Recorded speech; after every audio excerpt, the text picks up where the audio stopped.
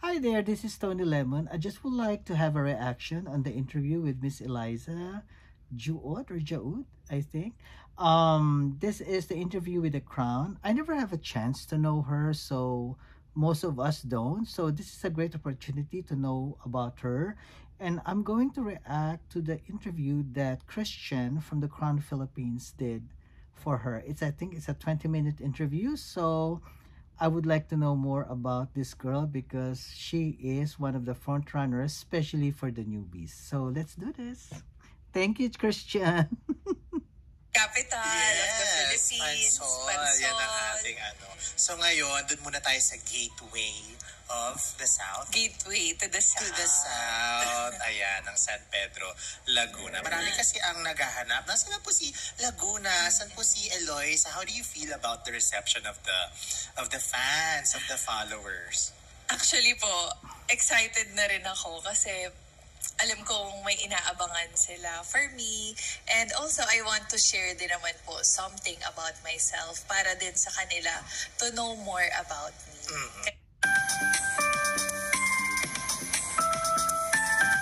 Ganda ng tone ng boses niya. Hindi siya boses KK. You know what I mean? Ang ganda ng tone ng voice. Unang tanong, let's set the record straight kasi this is the last name mo. Maraming nagtatanong, are you of Indian descent daw ba? Yes po, I'm a Filipina-Indian. My dad is an India. Indian and my mom is a Filipina. But my last name po is from my mom. So, hindi ko po nadala ang apelido ng aking dad because hindi po sila married ng mom ko. And since the beginning, never ko pa pong na-meet ang aking father. Wow. Even short conversations, even on social media? Never po, never. Until now? I've tried before. You know what? If you notice, a lot of our queens, marami sa kanila, pinalaki sila ng single mother, no? Laging hinahanap ang tatay, pero ang gaganda ng mga babaeng to, pero walang mga tatay. Ano ba nangyayari? Pero anyway, thank you for their persistence. At least nag-i-improve ang buhay nila. They study on their own. They support themselves. Ang dami-dami, no?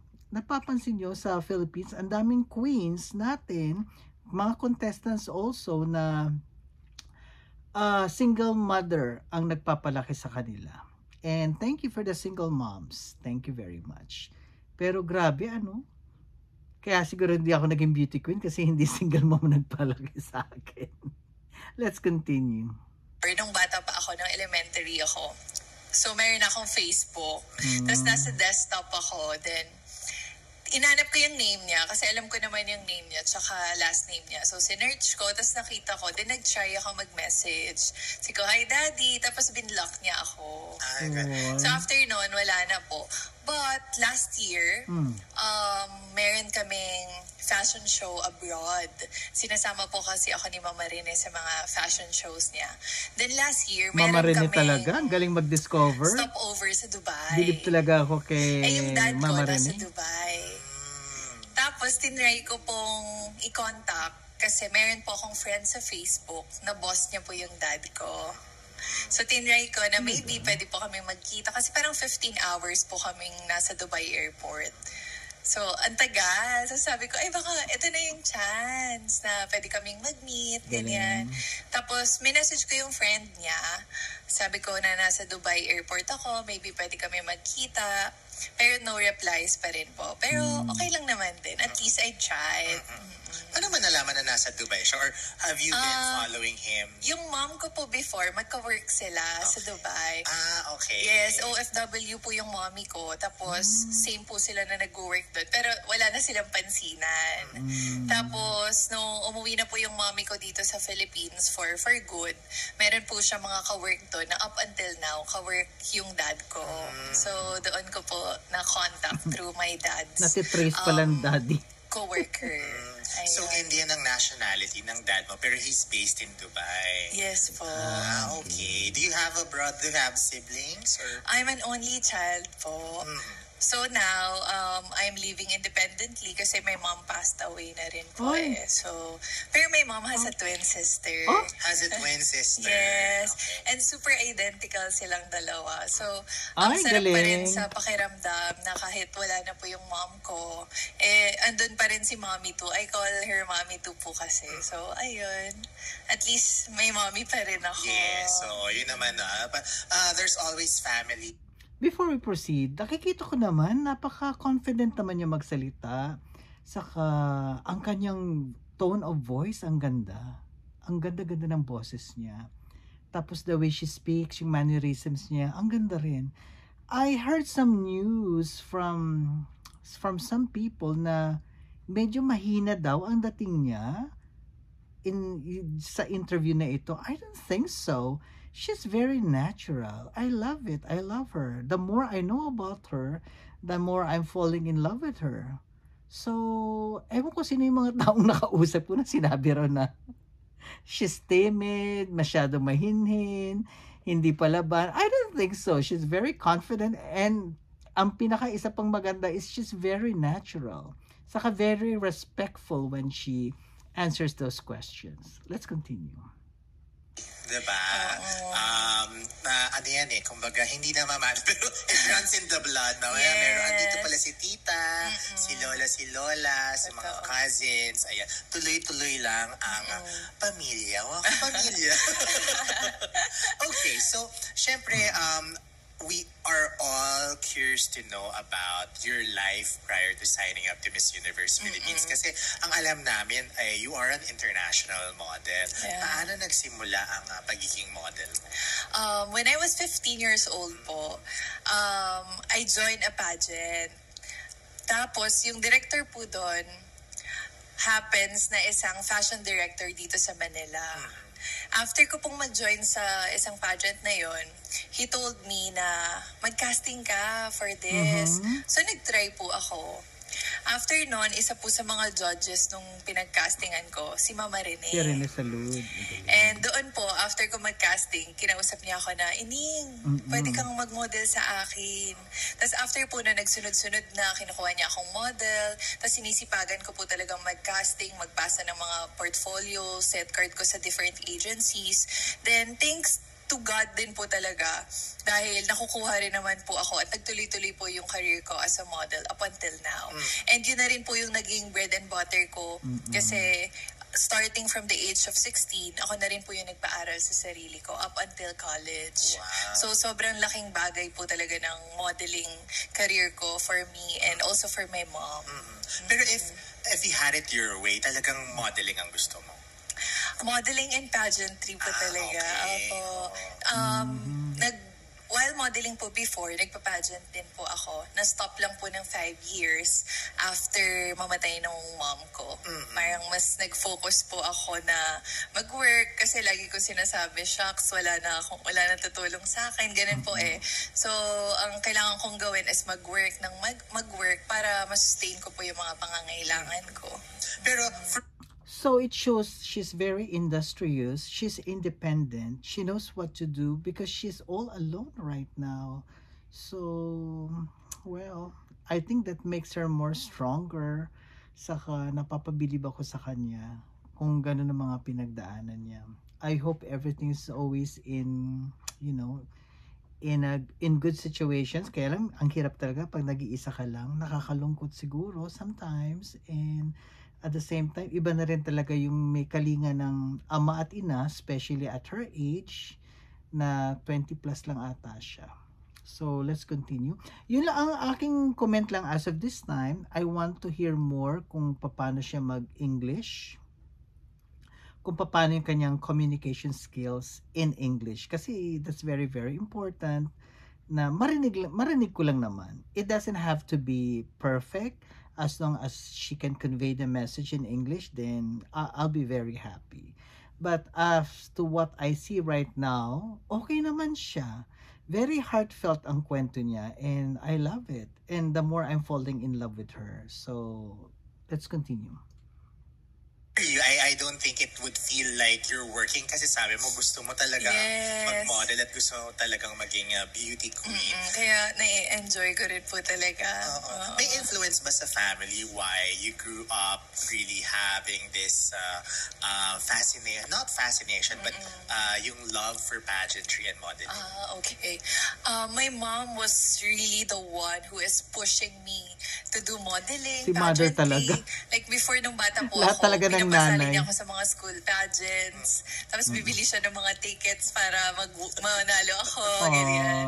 So siya din talaga po yung number one motivation ko na i-continue or gawin yung modeling tsaka pageantry kasi alam kong she is my number one supporter. Wow. Alam mo, iba talaga yung fire na naibibigay ng family, no? Opo. Especially ni During mother. formative years pa lang, basta nakita natin yung support ng family, iba yun talaga. Madadala mo yun hanggang Totoo paglaki yan. mo. So, in your career in pageantry, may it be in modeling, sino yung kino-consider mo to be the most influential one aside from your mom?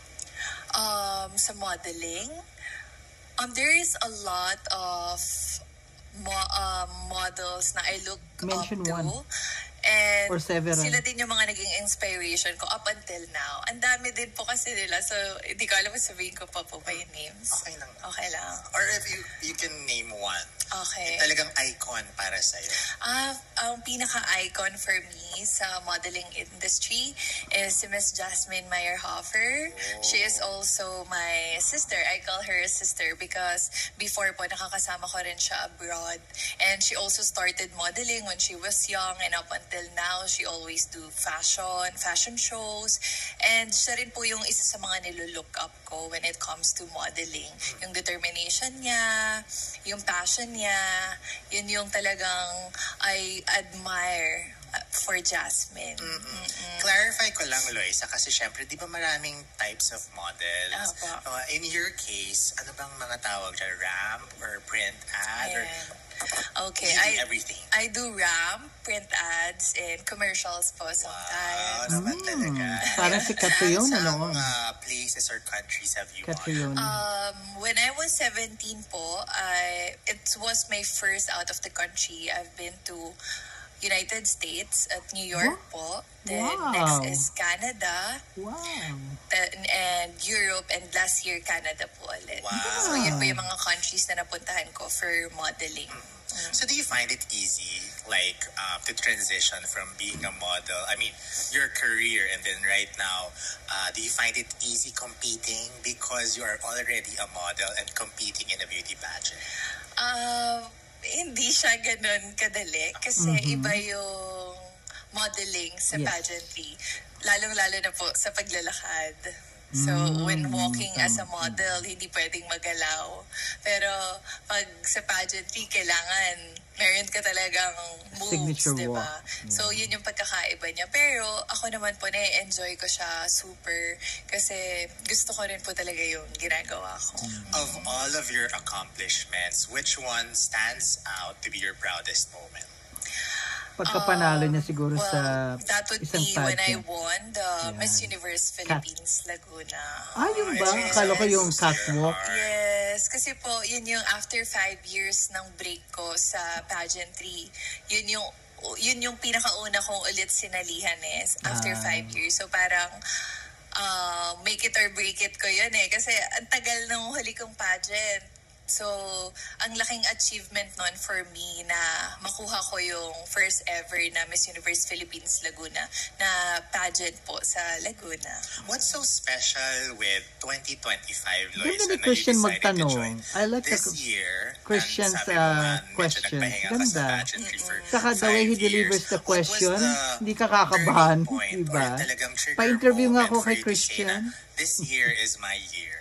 Actually po, when I was in Canada, the other models that I've been with is with Hannah Arnold, Miss Elaine Mall, and lagi nilang sinasabi na, sister, join ka na. Maybe this is your time to join a pageant again.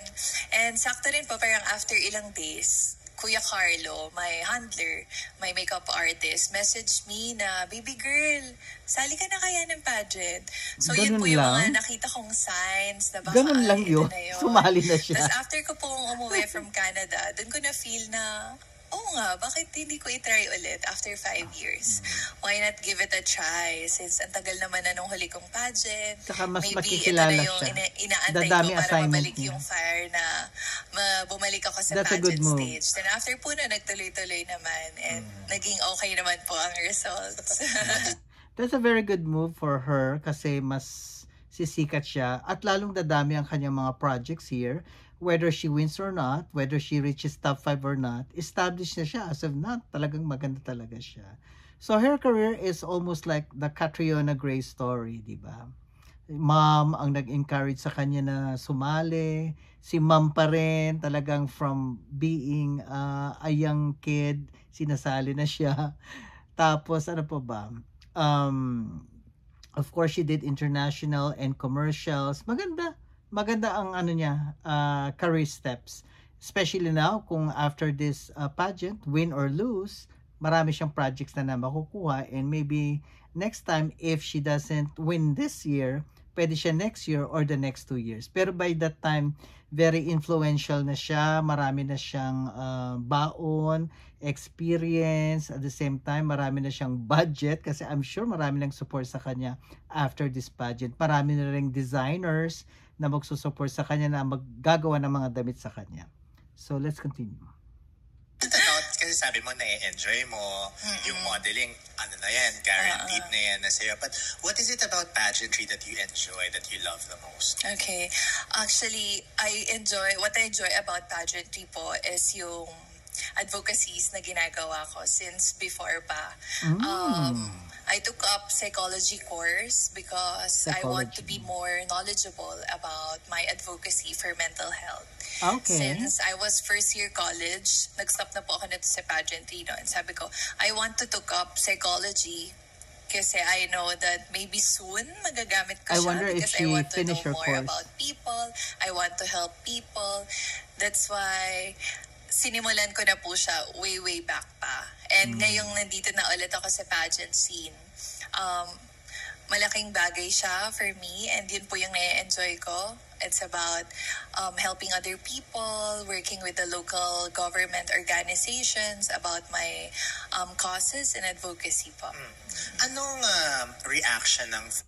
Okay naman yung kanyang flow of thought in conveying a message and answering the question. Okay naman. English is okay. So, siguro more... hopefully, we can hear more na mag-i-English pa rin siya. So we can more, measure up kung talagang pwede na siya for Thailand. Just in case she is our winner for this edition. Nakakatakot! Kinakabahan ako sa kanya. Posible. May chance. Family mo na, because although you're living independently, but of course, the entire Howwood family, what is their reaction after knowing na you signed up at actually nanalo ka and you will be representing Laguna for Miss Universe Philippines? After ko po manalo, sabi ni Mommy too, sana nandito pa si Mommy mo, no? Para nakita niya to. For sure, sobrang saya niya. And sobrang supportive din po talaga ng family ko na mga kasama ko ngayon. They were supporting me since I joined Miss Universe Philippines Laguna. I'm sure your mom has the best seat in the house. Kaya nga. Looking at you. And, of course, Nakakalungkot pumapalakpak naman. siya sa achievement So touching. mo. Ayan. Heartfelt. So, at this point naman, Loisa, before we continue, of course, would like to thank the Miss Universe Philippines organization for allowing us to do the interviews with the girls. Sir Voltaire Tayag, maraming salamat po. And to Sir Jonas Gafford, thank you so much. Thank you so much to the Miss Universe Philippines organization for our media accreditation. At syempre, sa ating mga supportive sponsors here on The Crown Philippines, La Luna Cafe, that's LA_Luna Cafe on Facebook and Instagram. Maraming salamat sa endless For the venue. supply ng ensaymada. Favorite. Uy, marami din ensaymada sa Laguna, Yes, diba? sa San Pedro. Opo, Universal. Oo, titikman din natin yan pagpunta natin ng San Pedro. And of course, Tasa Mobile Cafe ang walang sawang sumusuporta sa atin dito sa The Crown Philippines. Thank you also to Prism Skin and Body Clinic. Ayan. Diba? Ibang level na tayo dito sa The Crown Philippines. Thank you so much. So, going back, Loisa, if you could describe your Miss Universe Philippines journey in just one word. I know, kakaumpisa pa lang, press presentation natapos na. Ako sasagot ko, A hard work. couple of challenges have been out as well. But ano yung overall vibe mo? And if you can describe your feeling towards your Miss Universe Philippines journey. I'll describe it as fun because I am really enjoying my journey po for the Miss Universe Philippines, meeting a lot of girls from different provinces and cities around the Philippines. I am just very happy to meet all of them po, to know their stories, because I know that they have a powerful stories to tell to each and every one of us. And I am just really happy to experience this because this is a once in a lifetime opportunity po talaga eh. So ine-enjoy ko lahat ng activities namin and sobrang fun niya po for me. Parang solid ang Team Laguna, no? Apo. Ano ang pinag-uusapan yung tatlo?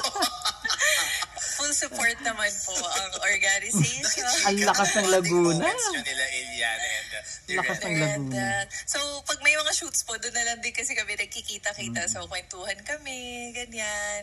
Yan, masaya naman din po. Na, mas nakikilala ko po sila. Si Rendell naman po kasi is kabatch ko naman siya Sa sa school? Miss Universe Laguna.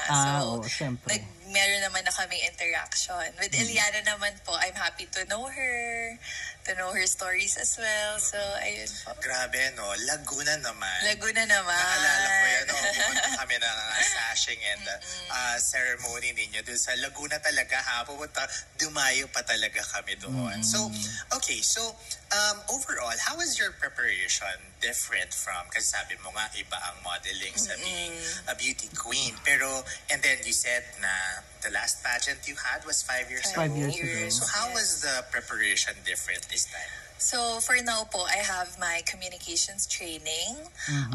I've been training with him since Miss Universe Philippines Laguna, and up until now po, continuous po ang training namin. And of course, sa food naman po, hindi naman po ako medyo restricted when it comes to food. Sana all. So, walang diet? Wala pong diet. Talaga? Kayo na Walang ng regular nutritionist? po pa si Lois. Talagang For the sinabi dito. sugar. At nag-rice pa talaga si Lois. Yes, with kebab. Oh, grabe. Sana all. Ang sarap pa naman ng pagkain dito sa The Vault here in BGC. Maraming salamat sa ating sponsor, si Mars Angel Kumia. Thank you so much po. Thank Napaka-generous nila dito sa atin sa The Vault. So going back. So you're living independently. Pero now po, I'm living with my mommy too. Yung twin sister po ni auntie. Mami sa Laguna. Sila na po yung kasama ko ngayon sa house. So how are you juggling That's good. your work and then Miss Universe Philippines? For now po, hindi na po muna ako tumanggap ng work. So I can focus po more on for the Miss Universe. Kasi hectic din po ang schedule. So kung may pahinga man, ipapahinga ko na lang yun. And gawin yung mga kailangan kong gawin for the activities and journey for the Miss Universe po. So, marami ang nagsasabi sa social media na Loisa is the one to beat when it comes to rampahan. Yes. Diba? Swimsuit, evening Believe, gown. I believe. How do you react or how do you feel about that? Nagugulat po ako. I mean, hindi ko po kasi siya totally ine-expect na ganun po yung magiging Reaction. tingin ng mga fans sa aking walk. Pero I am just happy and of course excited pa din po akong i-share sa kanila yung mga runway na or mga pasarela ko po sa darating na activities namin with the MUPH. Ayan, talaga nga abangan po natin. Meron bang pangalan ng iyong pasarela, ng iyong catwalk? Kasi ano yan, that's very big na nowadays, diba? Ang iniisip ko po is the Makiling Walk. Makiling. Makiling. Mga Makiling. Nasa Laguna po. Laguna. Opo, Makiling.